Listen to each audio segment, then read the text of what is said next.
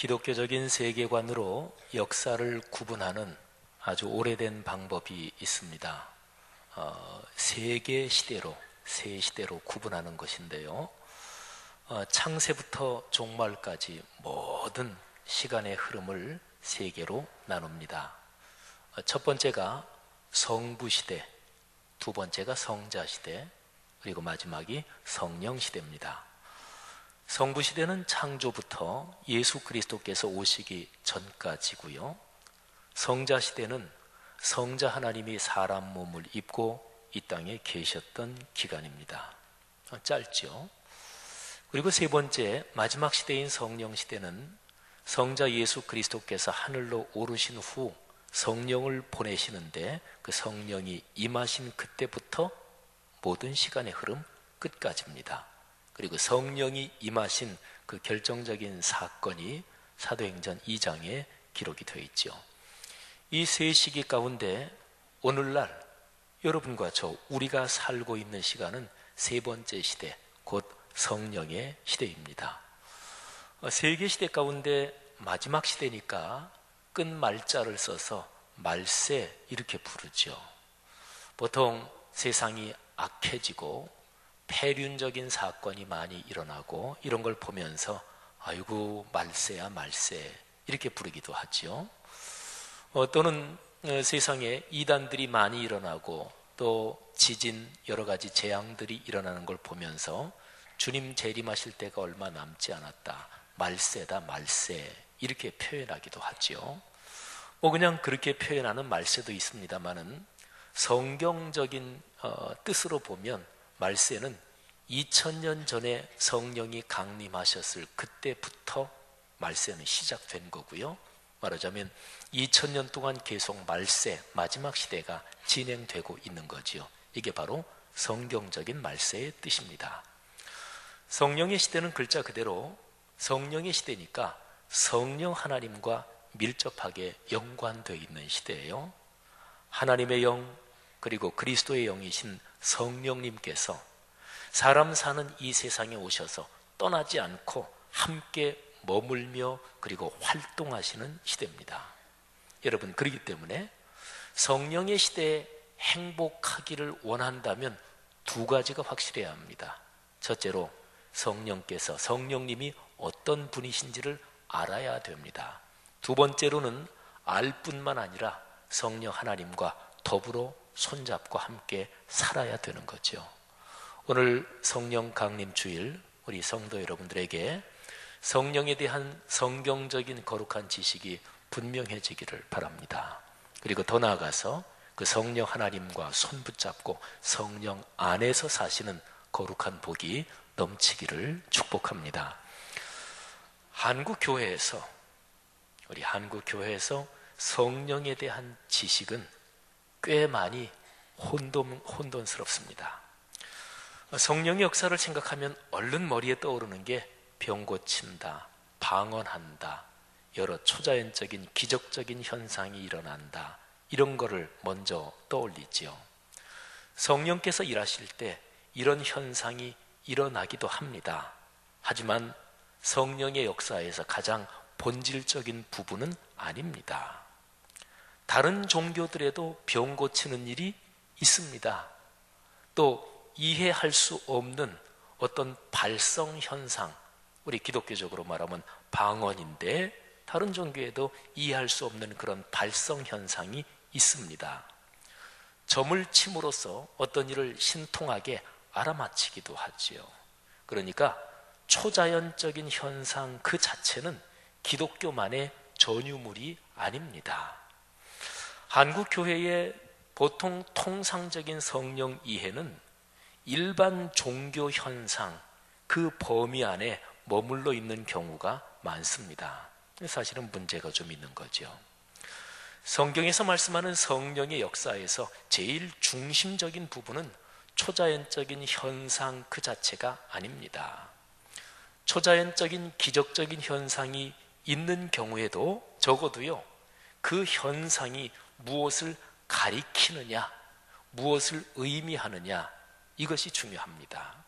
그래서 성경에서는 어떤 기적적인 현상을 가리킬 때 사실은 기적이라는 단어보다 표적이라는 단어를 더 많이 쓰고, 그게 바로 성경 헬라어나 거기에 원래의 뜻입니다. 표적. 표자는 표시한다 또는 표지판, 그런 것처럼 뭐를 가리킨다 그런 거죠. 적자는 어떤 사건을 말하는 거죠. 그러니까 어떤 초자연적인 현상이 일어날 때 그 현상, 사건 자체가 중요한 게 아니라 그 사건이 무엇을 가리키느냐, 그 사건이 어떤 뜻을 가지고 있느냐, 이게 더 중요하다 이런 거죠. 성령의 역사로서 어떤 사건이 일어난다 그러면 그거는 적어도 중심적으로 삼위일체 하나님을 가리키는 것이어야 합니다.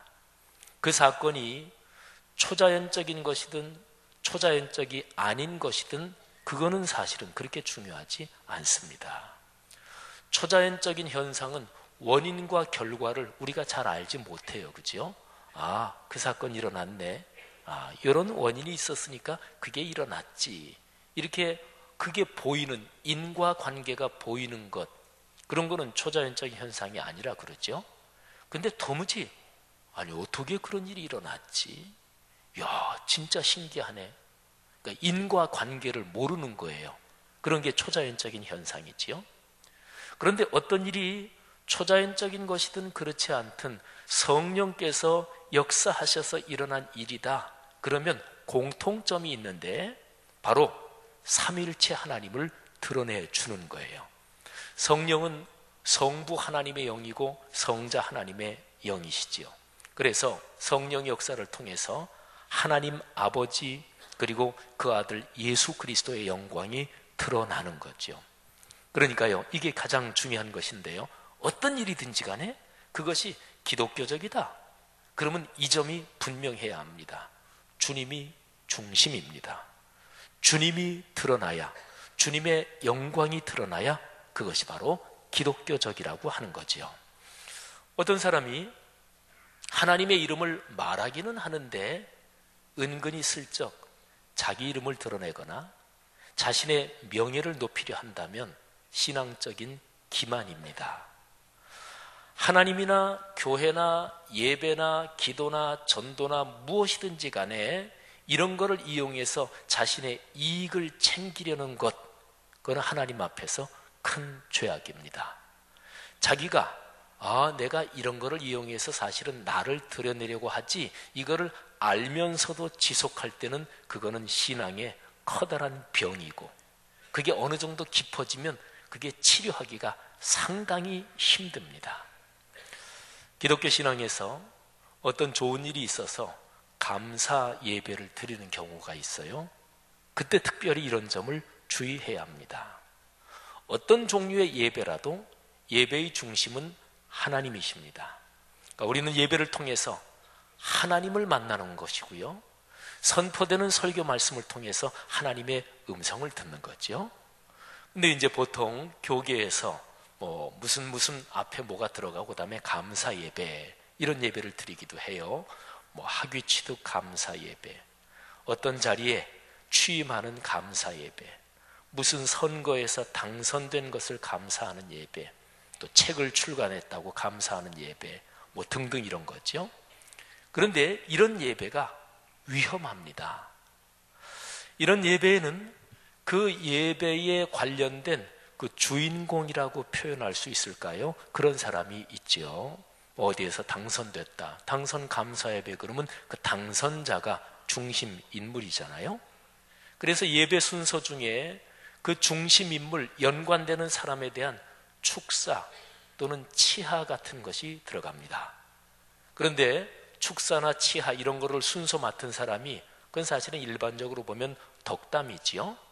근데 덕담을 한다면서 주인공을 과도하게 높이면 전체 예배 분위기가 그 사람 중심으로 그 사람을 칭송하고 높이는 식으로 예배 분위기가 흘러가지요.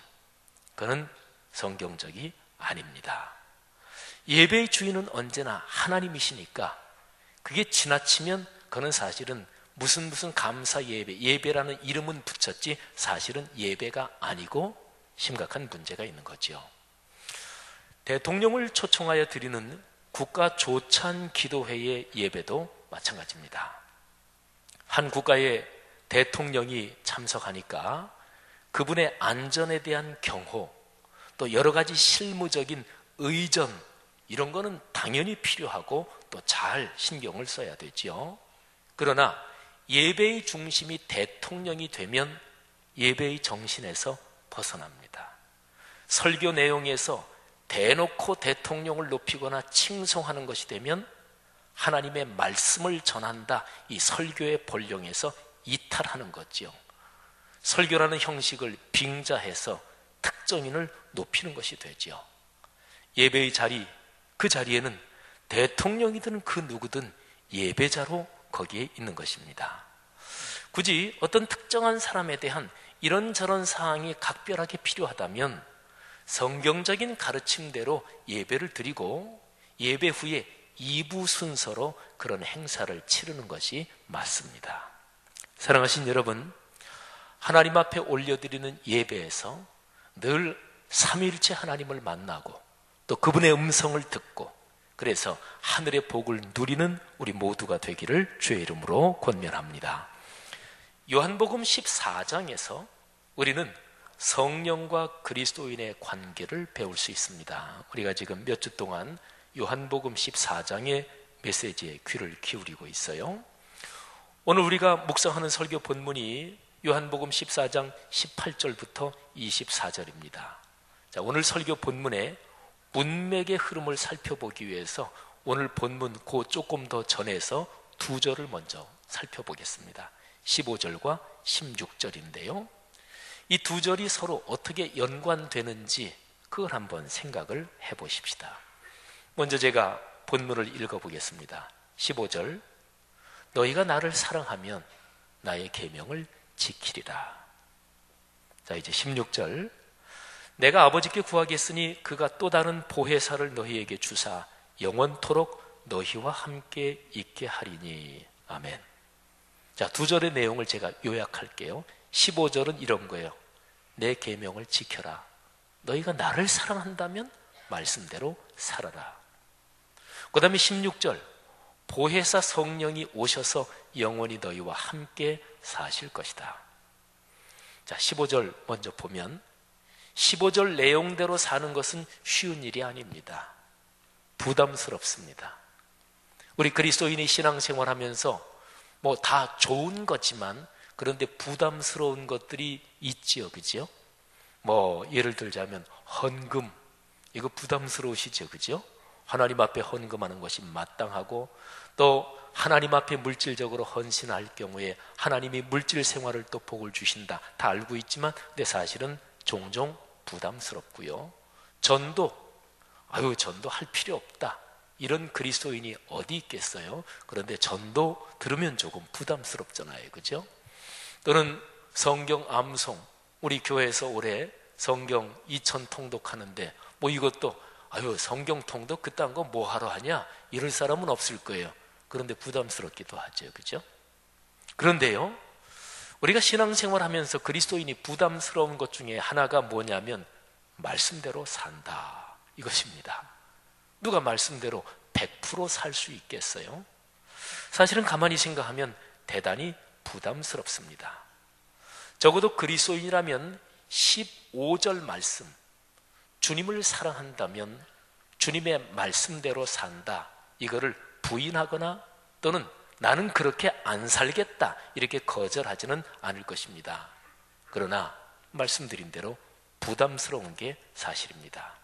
그런데요, 15절 내용이 부담스럽다, 이거를 주님이신 예수께서 더 잘 아십니다. 그래서 주님께서 16절 말씀을 주신 거예요. 보혜사 성령이 오셔서 함께 사신대요. 근데 그 성령은 말씀대로 살게 해주시는 분이에요. 그러니까 이게 이제 성령의 역사, 성경에서 가르치는 성령님에 대해서 제일 중심적인 것이 바로 이것입니다. 성령님은 그 무엇보다 말씀대로 살 수 있게 도와주시는 분입니다. 성령께서 우리와 함께 계신다, 여기에 대해서는 16절에 아주 확실하게 표현되어 있죠. 영원토록 함께 계신다, 이렇게 말씀하고 있잖아요. 그러니까 성령의 역사, 그러면 초자연적인 어떤 현상, 이게 아니고 제일 중심적인 게 뭐냐면 예수 그리스도께서 가르치신 말씀, 그리고 성경 전체 하나님의 말씀이 우리의 삶에서 이루어지게 해주신 분이 바로 성령님이십니다. 성도 여러분, 이렇게 성령님의 역사로 충만하시기를 주의 이름으로 축복합니다. 그리스도인 여러분, 15절 16절 이 두 절 내용을 근거로 해서 우리 자신의 신앙생활을 한번 돌아봅시다. 먼저 15절입니다. 예수 그리스도께서 주신 계명, 그분의 말씀대로 사십니까? 그리고 우리는 진정으로 주님을 사랑하십니까?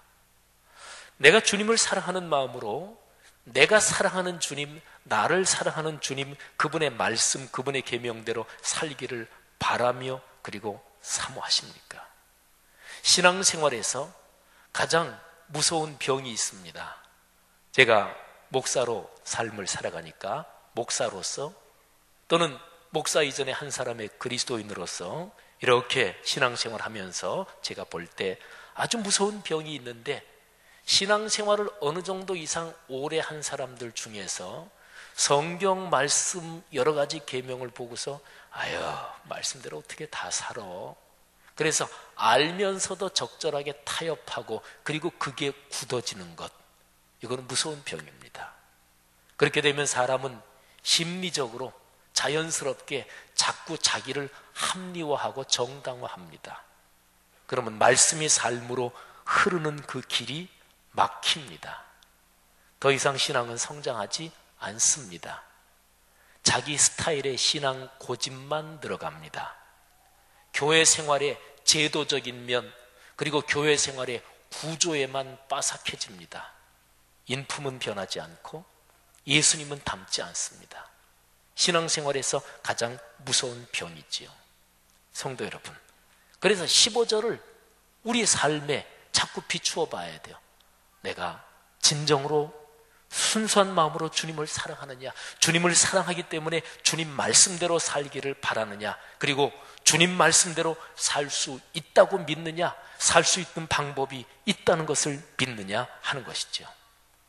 사랑하신 여러분, 혹시 습관적으로 그저 교회 안에 인간관계에만 매여서 말씀대로 살아야 한다는 명령에 둔감해져 있지는 않습니까? 이름은 그리스도인이고 형식적으로는 신앙인이지만 일상의 삶과 내 인격적인 면에서는 성경적인 가르침에 먼 사람들, 혹시 내 주변에 그런 그리스도인들만 많이 있는 것은 아닌가요? 여러분, 사람은 인간관계에서 영향을 받아요. 근데 어떤 사람이든지 간에요, 어떤 사람과의 관계에서 내가 나쁜 영향을 더 많이 받는다, 내가 가진 순수하고 좋은 것을 그 사람에게 영향을 끼치기보다 쉽게 표현하면 그 사람이 기가 더 세서 안 좋은 게 더 내게 영향이 온다, 그러면 그런 사람과는 거리를 멀리하는 게 좋습니다. 그게 맞습니다. 모든 일반적인 인간관계에서도 그렇고 신앙적인 인간관계에서도 마찬가지입니다. 내 주변에 어떤 훌륭한 그리스도인들이 있나요? 내가 존경하고 배우고 그리고 그 사람과 더불어 주 예수 그리스도의 인품을 닮아갈 수 있는 그런 그리스도인들이 내 주변에 누구인가요? 그런 분을 귀하게 여겨야 합니다. 그런 인간관계가 늘어가야 합니다. 우리 사회에, 현재 한국 사회의 그리스도인들, 신앙인들이 가진 이 평균적인 믿음의 수준이 기독교 역사 전체에서 볼 때 상당히 낮습니다. 물론 오늘날의 우리 시대보다 기독교 신앙이 더 타락하고 망가진 시대가 2000년 역사 중에 있었어요. 하지만 기독교 2000년 역사를 볼 때 현재 한국 교회 그리스도인들의 평균적인 신앙의 수준은 상당히 낮다고 볼 수가 있습니다. 성도 여러분, 그래서요, 신앙의 기준은 사람이 아니에요. 같이 교회 생활하는 사람 또는 같은 그리스도인들 보면서 저 사람 보면서 이 정도로 하면 되겠지, 그러면 신앙이 성장이 안 돼요. 신앙의 기준은 사람이 아니고 주님의 말씀입니다. 예수 그리스도, 그분의 인품과 삶을 닮아가는 거죠. 성도 여러분, 거룩한 말씀이 우리의 신앙의 중심에 늘 확고하게 자리 잡기를 간절히 바랍니다. 자, 15절 비춰봤고요.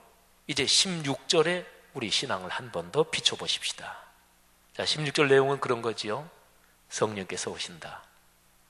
우리 그리스도인과 함께 영원히 함께 사신다. 근데 이 16절 말씀은 예수님께서 2000년 전에 하신 말씀이에요.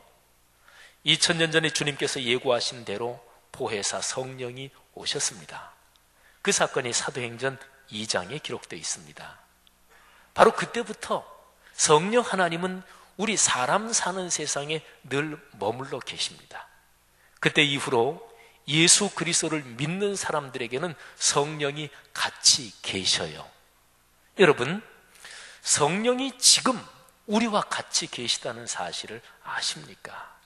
지난 한 주간 동안에 여러분이 가정에 있을 때나 직장에 있을 때 또는 사람을 만나거나 길을 갈 때 식사할 때 성령께서 늘 같이 계셨던 거예요. 문제는 그거를 느끼는 성도가 있고 그렇지 못한 성도가 있고 그 성령의 지배하심, 성령의 아름다운 사귐, 그거를 따르고 순종하는 그리스도인이 있고 그렇지 못한 그리스도인이 있고 그 차이만 있는 거죠. 저는 식사 기도를 할 때 이런 표현을 종종 합니다. 주님, 우리가 둘러앉은 이 식탁에 우리만이 아니라 주 예수 그리스도께서 같이 계신 것을 믿습니다. 여러분, 이 표현은요, 그저 그냥 비유적인 말이나 아니면은 분위기에 감동을 더하려고 무슨 수사학적인 기교를 부리는 말이 아닙니다. 표현 그대로 사실입니다. 눈에 보이진 않지만 거룩한 영으로서 우리 주님이신 예수 그리스도께서 그 식탁에 같이 계신 거예요. 어떤 집에서는 그렇게 하는 집도 있다는 얘기를 들었어요. 식탁에 가족이 둘러 앉잖아요. 그러면 가족 숫자보다 늘 의자 하나를 더 놓고 그 의자는 비어 있지요. 눈에는 보이지 않지만 그 의자에는 주 예수 그리스도께서 같이 계신 거지요. 성도 여러분, 주님께서 거룩한 영으로 우리와 같이 계신 여기에 대한 영적 감각, 여기에 대한 거룩한 분별력이 더 깊어지기를 축복합니다. 성령님이 영원히 우리와 함께 사십니다. 함께 사시면서 성령님이 하시는 가장 중요한 일, 본질적인 일, 주님의 말씀대로 살게 하십니다. 이 목적을 위해서 초자연적인 일도 필요하고 방언의 은사도 필요하고 섬김의 은사도 필요한 것이지요. 요한복음 14장 15절 16절 두 절을 우리가 묵상했는데 이 두 절의 내용이 오늘 우리가 묵상하는 설교 본문 18절부터 24절에도 이 두 절 내용이 반복되어 있습니다. 자, 먼저 주님 사랑하면 주님 말씀대로 산다. 그 내용이 21절, 23절, 24절에 나옵니다. 자, 중요한 부분만 제가 한번 연결해서 봉독해 보겠습니다. 잘 한번 귀 기울여 보시죠. 나의 계명을 지키는 자라야 나를 사랑하는 자니 사람이 나를 사랑하면 내 말을 지키리니 나를 사랑하지 아니하는 자는 내 말을 지키지 아니하나니. 자, 보십시오. 주님의 계명 또는 주님의 말씀을 지키는 것 이거하고 주님 사랑하는 것, 이 두 가지는 뗄 수 없이 연결되어 있습니다. 이거는 사실은 둘이 아니라 하나입니다. 어떤 그리스도인들이 예수 그리스도를 내가 사랑합니다 말은 하면서 성경 말씀을 지키지 않는다, 성경 말씀에는 관심도 없다, 그러면 그거는 거짓말입니다. 아니, 좀 더 정확하게 말하면 주님을 사랑한다 그렇게 말은 하면서 의식적으로 속으로도 알고 있으면서 주님의 말씀에는 관심이 없고 주님의 말씀대로 살지 않는다, 그건 분명히 거짓말입니다. 사모하는 마음으로 성경 말씀을 읽고 그 내용을 깊이 묵상하면서 그러면서 말씀이 점점 삶에서 살아 움직이는 거예요. 그러면 주님을 사랑하는 마음도 점점 더 깊어지는 거죠. 그러니까 주님 사랑, 주님 말씀 지키기, 이 두 가지는 어떤 게 먼저냐 어떤 게 나중이냐 그걸 따질 수는 사실은 없습니다. 성경 말씀 읽고 암송하고 통독하고 묵상하고 선포되는 설교에 귀를 기울이고 그래서 말씀에 대한 지식이 깊어지면 그 사람은 자동적으로 주님 더 사랑하게 돼요. 왜? 말씀의 중심이 바로 주님 사랑 그것이니까. 또 주님을 사랑하는 그런 마음을 가지는 사람은 점점 더 성경 말씀이 사모하게 됩니다. 말씀이 그리워져요. 사랑하신 여러분, 이 두 가지는 말하자면 서로가 동반 상승작용을 일으키는, 그러니까 시너지 효과를 일으키면서 그리스도인의 신앙이 성숙한 거죠. 이런 복이 넘치기를 축복합니다. 그런데요, 이 두 가지 현상, 주님 사랑, 주님 말씀 지키기, 이것이 작동되는 근거가 있대요. 자동차가 움직이려면 자동차 움직이는 동력이 있어야 되잖아요. 자동차 엔진 또는 엔진에 힘을 공급해주는 이 기름으로부터 전기적인 작용까지 해서 이게 동력이잖아요. 주님 사랑하고 주님 말씀 지키는 이 삶의 동력이 무엇입니까? 그게 바로 성령이 오시고 성령이 함께 계시는 거예요. 성령이 오신다, 임재. 오셔서 현재 진행형으로 늘 함께 계신다, 현존. 그러니까 성령의 임재와 현존. 이 표현은 쉬운 말은 아니지요. 사실은 상당히 신학적인 표현인데, 그런데 이 뜻을 곰곰이 생각하면 참 좋은 말입니다. 제가 이 표현을 쓰기를 좋아하고 또 성도님들 중에서도 이 표현을 더 자주 쓰시게 되는 분들도 계신데 참 좋은 것입니다. 성령의 임재와 현존. 바로 그 내용이 18절 19절에 있습니다. 한번 들어보시지요.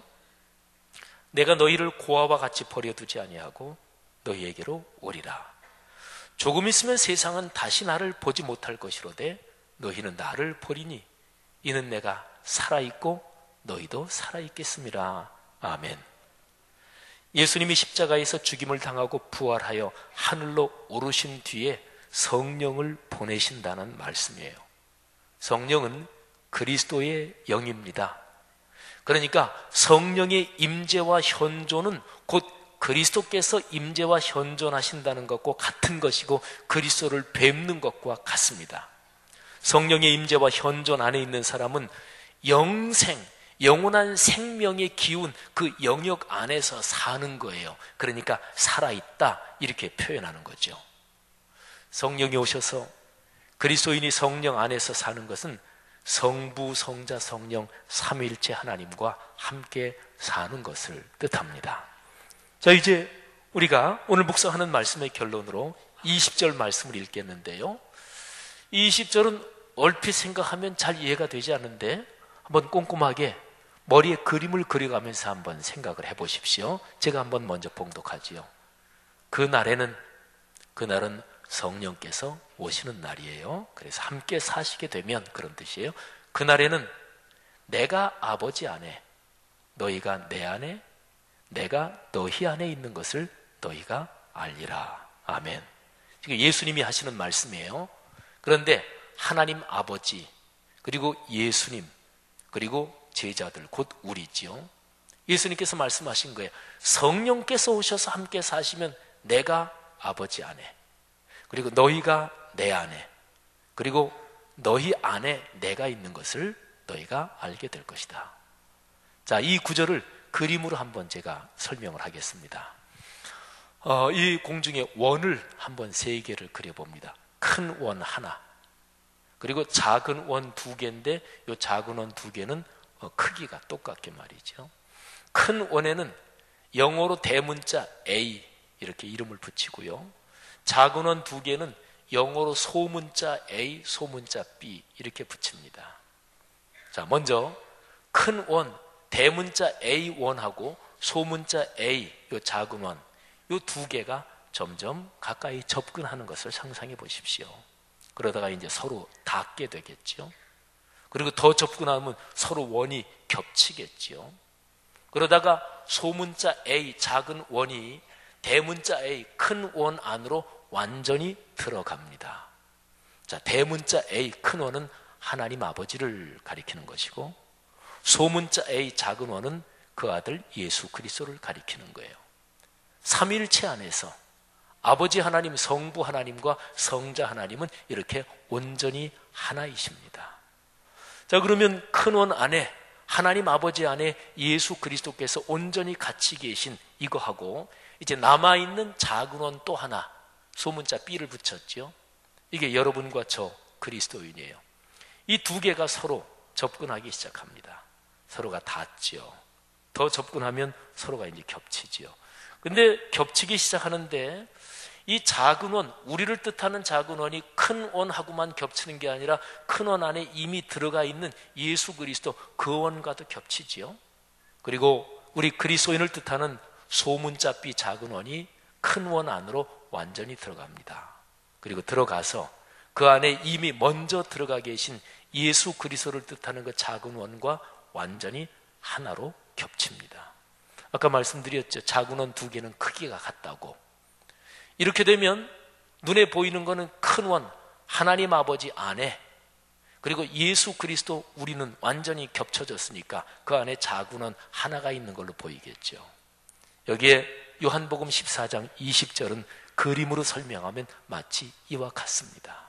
성도 여러분, 이게 바로 성령 안에서 사는 그리스도인의 삶입니다.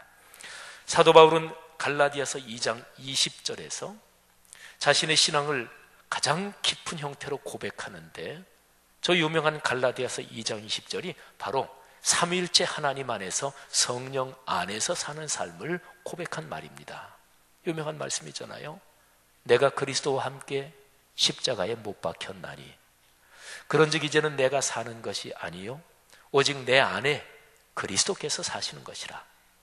이제 내가 육체 가운데 사는 것은 나를 사랑하사 나를 위하여 자기 자신을 버리신 하나님의 아들을 믿는 믿음 안에서 사는 것이라. 아멘. 우리 한번 암송하시는 분들 많을 텐데 다 같이 한번 해볼까요? 내가 그리스도와 함께 십자가에 못 박혔나니 그런즉 이제는 내가 사는 것이 아니요 오직 내 안에 그리스도께서 사시는 것이라. 이제 내가 육체 가운데 사는 것은 나를 사랑하사 나를 위하여 자기 자신을 버리신 하나님의 아들을 믿는 믿음으로 사는 것이라. 아멘. 성도 여러분, 신앙생활을 한다는 것은 바로 이렇게 삼위일체 하나님 또는 성령 안에서 산다는 거죠. 말씀 묵상을 통해서 주님 사랑을 훈련하고, 그리고 말씀이 삶이 되는 이 흐름이 점점 역동적으로 깊어지고 커지는 거죠. 성도들이요, 지금 여러분 안에 계신 성령님의 손을 꼭 붙잡으십시오. 그리고 그 손을 놓지 말고 삶의 길을 걸어가십시오. 성령 안에서 사는 그 삶의 아름다운 축복이 우리 성도 여러분의 삶 가문 대대로 하는 모든 일에 넘치도록 풍성하기를 주의 이름으로 축복합니다. 기도하겠습니다. 이 시간에 들은 말씀을 가슴에 끌어안고 한번 각자가 주님 앞에 고백하며 간구하며 기도하겠습니다. 자신의 신앙을 한번 돌아보십시오. 나는 성령 안에서 사는가? 그리고 주님을 진정으로 사랑하는가? 다시 한번 고백하시지요. 주님, 제가 주님을 사랑합니다. 그리고 또 그와 더불어 주님, 제가 주님의 말씀대로 살기를 원합니다. 말씀이 삶이 되기를 원합니다. 제 힘으로는 그렇게 할 수 없지만 주님의 성령이 저를 도와주셔서 그렇게 살 수 있음을 믿습니다. 그렇게 고백하시기를 바랍니다. 교회 제도적인 데 익숙해지는 게 아니라 예수 그리스도를 담는 이 고귀한 신앙의 축복 늘 넘치게 해옵소서. 그렇게 간구하시기를 바랍니다. 다 같이 잠시 하나님 앞에 기도합니다. 하나님 아버지, 은혜를 감사합니다. 주여, 거룩한 영으로 우리를 축복하시고 이 시간에 들은 말씀이 우리의 삶에 복이 되게 하시기를 원합니다. 아버지, 감사합니다. 하나님, 그리스도인으로 살면서 예수 그리스도의 말씀이 제 삶에 늘 흐르게 도와주시고 주님도 사랑하기를 원합니다. 주님께서 제 안에 계셔서 거룩한 영으로 저를 축복하심을 믿고 우리 성도들이 지금 올리는 기도를 주님께서 받으시는 줄 믿습니다. 하나님, 성도들의 삶에 성령으로 충만하게 역사하시고 그래서 성령 안에서 살도록 축복하시며, 오 주여, 늘 주님 사랑하며 주님의 삶과 인격을 닮아가는 우리 성도들 되게 하시고 이 교회 공동체 한국교회가 그런 복된 길로 늘 걸어가게 하옵소서. 주여, 우리 고백을 받아 주옵소서. 감사합니다. 축복합니다. 하나님 아버지 은혜를 감사합니다. 우리가 올린 기도 받으신 줄 믿습니다. 성령 하나님, 삼위일체 하나님 손 꼭 붙잡고 그렇게 삶의 길을 걸어가겠습니다. 내 힘으로 되는 것이 아니고 성령 하나님의 임재와 현존으로 주님 더 사랑하게 되고 주님 말씀 더 사모하고 듣고 묵상하여 살게 되는 이 귀한 복이 우리 성도들 한 사람 한 사람 가정 가문에 넘치게 하옵소서. 하나님, 사회 경제적인 모든 활동, 건강과 인생길 걸어가는 모든 일에 이 중심으로부터 축복이 넘치게 하옵소서. 우리의 고백을 받아주신 주님을 찬양합니다. 감사합니다. 우리의 모든 신앙생활에 가장 중심적인 주님 닮고자 하는, 내 힘이 아니라 삼위일체 하나님 성령의 능력으로 된다는 이 겸허한 자세, 이 기도가 우리 삶의 늘 중심에 있게 하옵소서. 예수님 이름으로 축복하며 기도합니다. 아멘. 다 같이 일어나서 찬송가 195장 부르고 축도로 예배를 마칩니다. 가사 하나하나를 깊이 묵상하며 고백하며 찬송하겠습니다. 성령이여 우리 찬송 부를때 진심으로 찬양하게 하소서. 성령이여 우리 기도 드릴 때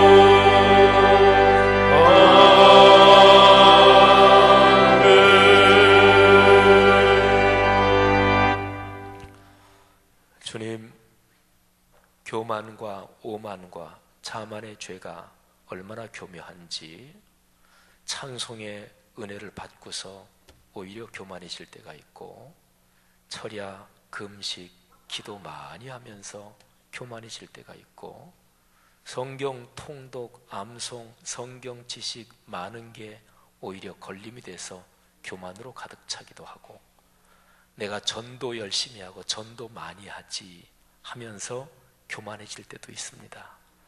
우리가 부른 찬송에서 마지막 가사에서 성령이여 우리 겸손해져서 주와 같이 되게 하소서 고백했는데, 주님 그리 되기를 원합니다. 그저 겸손한 척하는 그것 말고, 내가 이 정도로 난 괜찮은 사람이지 그것도 말고, 우리 주 예수 그리스도께서 그렇게 걸어가신 그 겸허, 성령께서 우리 안에 오셔서 우리가 비로소 배우게 되는 그 겸손을 배우게 하옵소서. 그래서 예수 그리스도 우리 주님의 인품 담기를 원합니다. 우리 주 예수 그리스도 그분의 마음 우리도 품기를 원합니다. 거기에서 오는 행복, 그 평화가 우리의 삶에 강물처럼 넘치게 하옵소서. 귀한 성도들에게 그런 복 넉넉하게 주옵소서. 그래서 그리스도인이 세상과 다르고 교회 공동체가 세상에 비친 것을 우리 공동체를 통해, 한국교회 그리스도인들을 통해 주여 오늘날 세상에 드러나게 하옵소서. 이 표적이 표적 중에 가장 위대한 표적인 줄 믿습니다. 성도들이 하나님 앞에 드린 11조 감사 예물, 선교 장학 건축, 그리고 오늘 성령 강림주일 맥주절을 맞이해서 하나님 앞에 드린 감사 예물들 주여 받으사 넉넉하게 축복해 주옵소서. 우리 주 예수 그리스도의 은혜와 하늘아버지의 사랑하심과 우리 안에 이미 계시고 우리 손 꼭 붙잡고 우리가 힘들고 지칠 때, 우리가 못나고 부족할 때는 안고도 가시고 업고도 가시는 성령 하나님의 그 자성하신 동행하심이 하늘 백성 머리 위에, 이분들을 통해 오늘의 세계 위에 지금부터 영원히 같이 계시기를 간절히 축원하옵나이다. 아멘.